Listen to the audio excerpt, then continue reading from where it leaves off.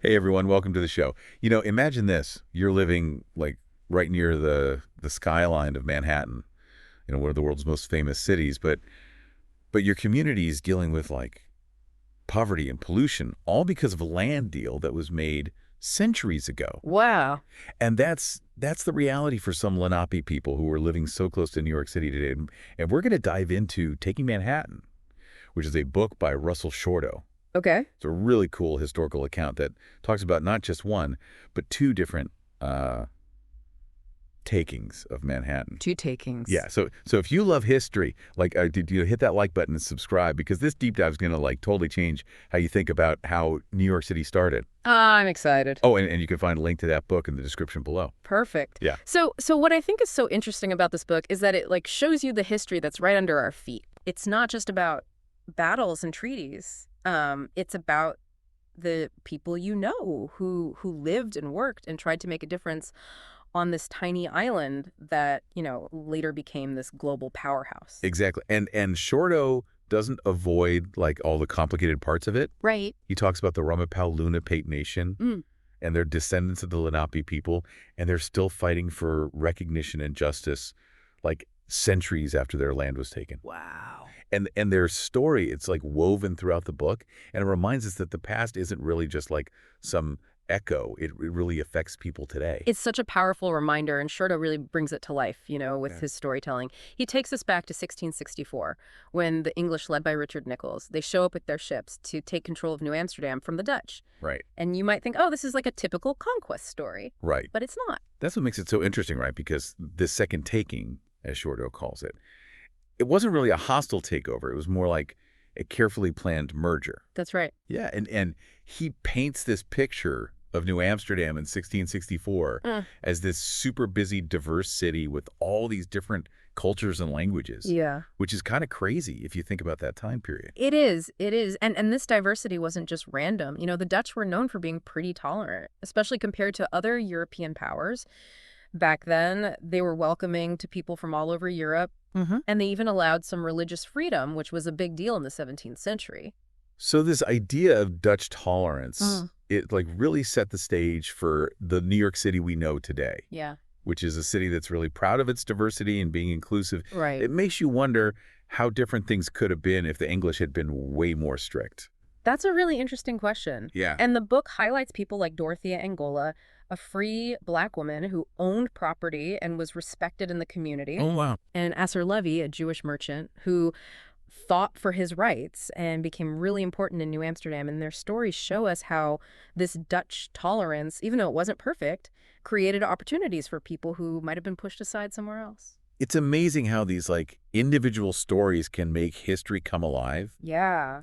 And help us connect with the past, Yeah. like in a human way. Totally. So let's talk about the guy who was in charge of the English expedition, Richard Nicolls. Yeah. He seems like a bit of a contradiction. A guy who lived through the horrors of the English Civil War, but then ends up leading an army to take over a colony. Yeah, he's definitely a complex person, and Shorto does a really good job of explaining his motivations. Nicolls grew up in a family that supported the king. He saw the destruction of war firsthand and spent years in exile with the Duke of York. Wow. And these things really changed him, made him cautious about extreme views, and made him really value reason and negotiation. So how do you explain him leading an army to take over Manhattan then? Well, he was also practical and loyal to the Duke of York. Had given him this job, and he saw taking Manhattan as really important for England.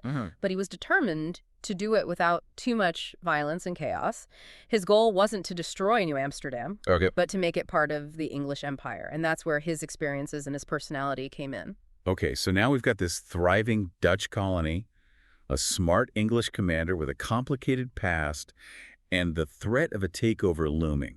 What happens when the English fleet shows up in New Amsterdam harbor? Oh, you can just imagine the tension when those English warships, full of cannons sailed into the harbor. Peter Stuyvesant, the Dutch governor, he was a stubborn guy with famous temper, and he wanted to fight. He was ready to defend New Amsterdam until the very end. Right. But not everyone felt the same way about fighting. I bet those rich Dutch merchants who had built businesses in New Amsterdam, they didn't want to see all their work destroyed, right? Exactly. They had a lot to lose if there was a war. So the city council, who represented those merchants and other important people they wanted to negotiate instead of fighting. Okay. Yeah. So you have this really interesting internal struggle going on in New Amsterdam at the same time that the English are getting ready for a possible attack. Talk about pressure. Right. I can't even imagine what it was like for the regular people in New Amsterdam, stuck between a stubborn governor who wanted to fight and a city council who wanted to talk. So what did the English do about this division? Did they try to use it to their advantage? Nicolls was a clever strategist, and he knew what he was doing. He put his ships in a spot that left the city open to attack, so he was basically forcing Stuyvesant to make a move. Okay. And he also made a bunch of demands, like giving up the fort, things that would appeal to the Dutch wanting to protect themselves and be practical. So he's putting on the pressure, but also giving them a way out. It sounds like a really intense game with the future of New Amsterdam at stake. Yeah. Were there any attempts to mediate? Did anyone try to stop it from becoming a full-blown war? There was one important person who tried to work out a peaceful solution. John Winthrop Jr., the governor of Connecticut. Okay. Now, Winthrop was English, but he got along well with the Dutch. Really? He was respected by both sides and saw a chance to play a big part in what was happening. So he's like the ultimate middleman trying to get the English and the Dutch to talk to each other. Yeah. What was his plan? How did he try to get them to the negotiating table? Well, Winthrop, he knew that, direct talks between Nicolls and Stuyvesant, they probably wouldn't work. Right. Those two, both strong personalities and, to be honest, pretty big egos. Right. So Winthrop, he acted as a go-between, going back and forth with messages and ideas, trying to find some kind of middle ground. Sounds like he was walking on eggshells. Yeah. One wrong move, Yeah. and the whole thing could have exploded into war. Did he run into any resistance from either side? Oh, yeah. For sure. Stuyvesant especially, he didn't want to negotiate at first. Yeah, right. He saw, any compromise with the English as a sign of weakness. But Winthrop, he kept at it. He appealed to Stuyvesant's sense of duty, reminding him that he was responsible for the people of New Amsterdam and their safety. I bet those English cannons pointed at the city also helped to get Stuyvesant's attention. So did Winthrop manage to convince him to come to the negotiating table? In the end, yes. But it was tough. Winthrop had to use all his diplomatic skills. Right. Appealing to both sides' self-interest, emphasizing the good things that could come from a peaceful solution, and downplaying the risks of compromise. Okay. It was a delicate balance, and he deserves a lot of credit for preventing a bloody conflict. It's amazing how one person can have such a huge impact on history. Uh, So with Winthrop's help, the English and the Dutch finally agreed to talk. Where did these talks take place, and what was the atmosphere like? Okay, picture this. It's Stuyvesant's own country house. Okay. This beautiful estate outside the city walls. Kind of ironic, isn't it? Yeah. Here's the governor about to lose his colony, and he's hosting peace talks in his own home. Right. But it also shows you how practical the Dutch were. They were willing to swallow their pride and focus on finding a solution that worked. I can only imagine how tense it must have been in that room with people from both sides trying to figure out the terms of surrender. Mm-hmm. Who were the main players in these negotiations, and what were they hoping to achieve? On the English side, you had Nicolls obviously representing the Duke of York. Right. He wanted to take control of New Amsterdam, Yeah. but he also wanted to do it in a way that didn't cause a lot of resistance or problems. Yeah. On the Dutch side, Stuyvesant wasn't there himself, Right. but his people were there to make sure the terms of surrender were as good as possible for the Dutch people. So you have these two sides, each with their own goals, trying to find a compromise that would satisfy everyone. Yeah. What were some of the big issues they had to work out? Well, one of the biggest things was the question of Dutch property rights. Okay. The Dutch settlers had put a lot of work into building homes and businesses and farms, Right. and they didn't want to lose it all. Another key issue was religious freedom. The Dutch had a history of tolerance, Yeah. and they wanted to be sure they could keep practicing their religion under English rule. Those are some pretty fundamental issues. Did the English negotiators seem willing to compromise on these points? This is where it gets really interesting, and it shows you how practical Nicolls was. He knew that if he wanted to bring New Amsterdam smoothly into the English Empire, Yeah. he couldn't make the Dutch people angry, so he offered surprisingly generous terms. Really? What kind of concessions did he make? I wouldn't think the English would be so accommodating to a colony they had just defeated. You're right, it wasn't typical for that time. But Nicolls understood that a peaceful transition was best for everyone. The terms of surrender, they're called the Articles of Capitulation. Okay. They guaranteed that the Dutch could keep their property. They were also allowed freedom of religion and the right to keep their own customs and laws. Wow, that's a lot more generous than I would have thought. It almost sounds like Nicolls was trying to win the Dutch over instead of just conquering them. You're getting it. And that really supports Shorto's point that the second taking was more like a merger than a hostile takeover. Okay. Nichols wasn't trying to wipe out Dutch culture and force them to live under strict English rule. Yeah. He saw the value in what the Dutch had built, and he wanted to make it part of the English Empire. It's a really interesting example of how being practical and recognizing shared interests can be more powerful than ideology and the desire for complete control. So the Dutch surrender New Amsterdam becomes New York, and the English flag is flying over the fort. What happens next? How did this mixing of cultures actually play out in real life? Well, like any merger, it wasn't always easy. You had two different cultures, each with their own customs, traditions, and ways of doing things, all trying to live together. Yeah. There were bound to be clashes and misunderstandings. You can almost imagine the Dutch wooden shoes bumping into the English buckled boots. But amidst all the tension, there must have been some successes, right?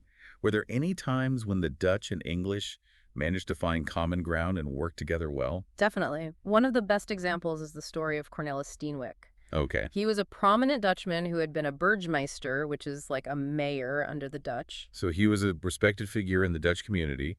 What happened to him after the English took over? Well, instead of being pushed aside or replaced, Steenwijk was actually made the mayor of New York under English rule. Wow, that's a clear sign that the English were serious about bringing the Dutch elite into the new power structure. What does that tell us about Nichols' approach to governing New York? It shows that he was smart and practical. He understood that to be a good leader, he needed the Dutch people to cooperate, and that meant including their leaders in the new government. It's a reminder that history is full of these unexpected twists.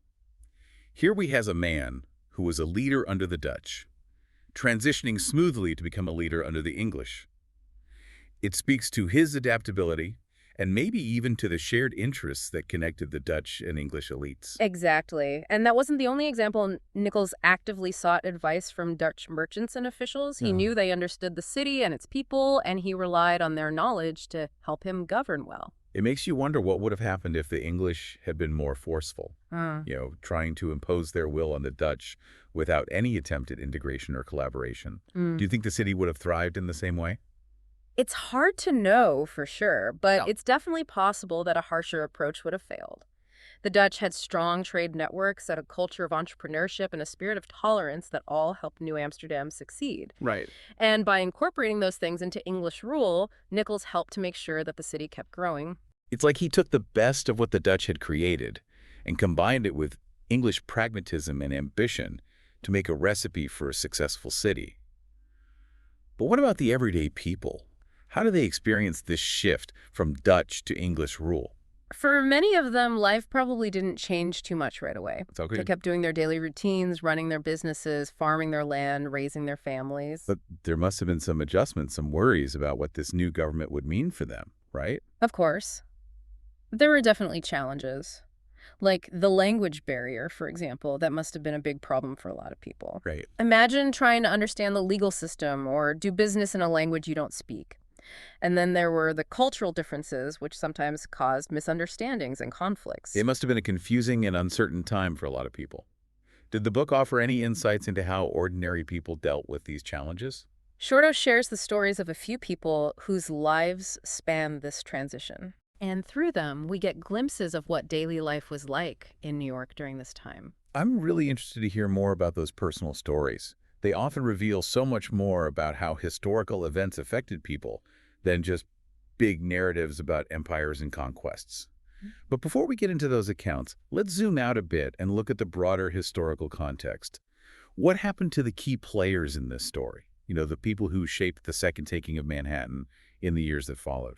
It feels like we're at this turning point in history, watching one era end and another begin. Yeah. What happened to the main characters in this story after the second taking of Manhattan? Well, Richard Nicolls, the guy who orchestrated this peaceful transition, he kept being the governor of New York for a few more years. Okay. He handled the challenges of blending Dutch and English cultures really well, but his story takes a sad turn. Oh, no. What happened? In 1672, only 8 years after taking Manhattan, he was killed in a naval battle against the Dutch during the Third Anglo-Dutch War.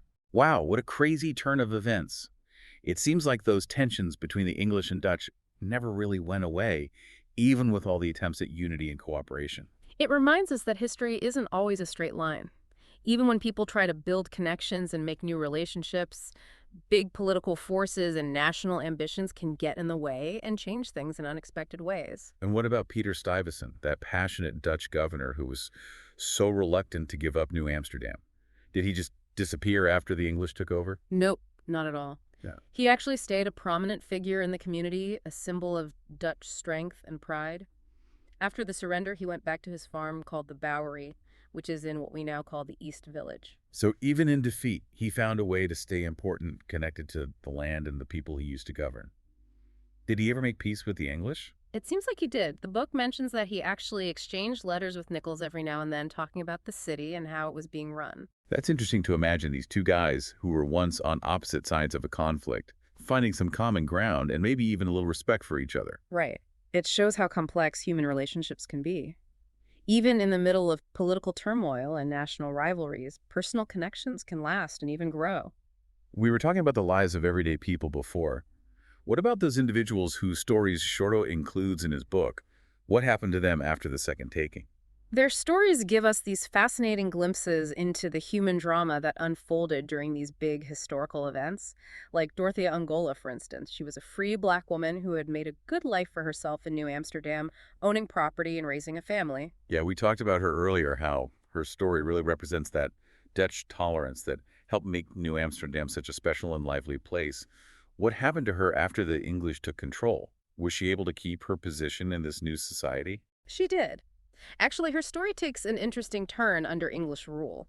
Under the Dutch, she had struggled to get official recognition of her property rights, but after the English took over, she was able to secure those rights, which gave her legal protection and security she didn't have before. That's so interesting. It challenges the idea that the English takeover was automatically bad for people of color. In Dorothea's case, it seems like it actually made her situation better. Right. It reminds us that history isn't always so clear-cut. The effects of historical events can be different for everyone depending on their personal circumstances and social dynamics. And what about Catalina Trico, that amazing woman who arrived in New Amsterdam in 1624, just 2 years after the Dutch settled there? She lived through both takings of Manhattan. What a witness to incredible change and upheaval. What happened to her? She lived a long life and died in 1689 at the age of 84. Can you imagine? She saw a colony being born, a city, growing the arrival of one European power and then another. Wow. The stories she could tell. And actually, the book talks about a missionary named Jasper Dankerts who visited Catalina in her later years. I bet they had some great conversations. What did she say about all the changes she had seen? By then, she was like a local legend known as the mother of the first European child born in the colony. She was a living connection to the earliest days of New Amsterdam, and her story shows the resilience and adaptability of the people who built this city. These individual stories, Dorothea's, Catalina's, they add so much depth and richness to how we understand the Second Taking. It's not just about kings and governors and agreements. It's about real people living through history, making decisions, and building their lives in extraordinary circumstances. Exactly. And their stories make us think beyond simple ideas of victory and defeat. The Second Taking was a complex event with long-lasting effects, and its impact was felt for generations, shaping the lives of individuals and communities in deep and often unpredictable ways. We've covered so much in this deep dive into the Second Taking of Manhattan, from the English fleet arriving to the negotiations, the merging of cultures, and the lasting legacies of this pivotal event. What's the one big takeaway you want our listeners to think about as they reflect on this story? I think the most important thing to remember is that history never really ends. The choices made by people before us, the events that happened centuries ago, they still affect the world we live in today. The more we understand about the past, its complexities, its contradictions, the human stories behind the big events, the better prepared we are to face the challenges and opportunities of today and tomorrow.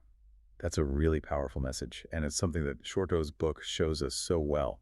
It's not just a boring historical account. It's a story that speaks to us today, making us question our assumptions about the past and realize how history still shapes our lives. Exactly.